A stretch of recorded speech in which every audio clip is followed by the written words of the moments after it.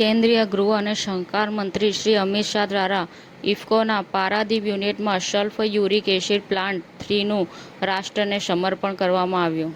કોંગ્રેસના સાંસદ ગૌરવ ગોગોઈએ સરકાર પર ગંભીર આરોપો લગાવ્યા. ગૌરવે કહ્યું કે બિરલા નિષ્પક્ષ નથી, જેના કારણે વિપક્ષને તેમની સામે અવિશ્વાસ પ્રસ્તાવ લાવવાની ફરજ પડી છે.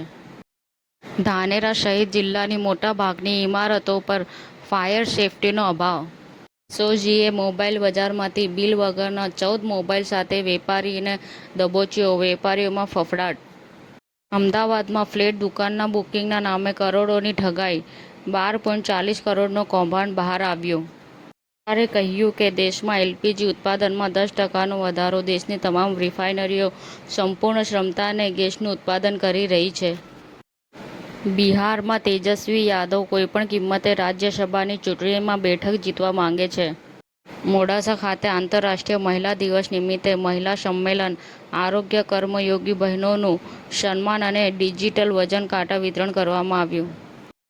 અરવલ્લી એલસીબીએ ઇકો કારમાંથી વિદેશી દારૂ ₹5.85 લાખના મુદ્દામાલ સાથે 2 ઝડપાયા. તેના સાંઠબા બાયડ માર્ગ પર આઈશર ટ્રકની હડફેટે ઘાયલ બાઇક ચાલકનું સારવાર દરમિયાન મોત.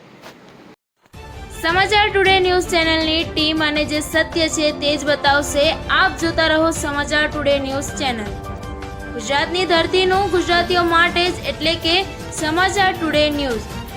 અમારી સમાચાર ટુડે ન્યૂઝ ચેનલને લાઇક કરો, શેર કરો અને સબસ્ક્રાઇબ કરો અને જોડાયા રહો સમાચાર ટુડે ન્યૂઝ ચેનલ સાથે.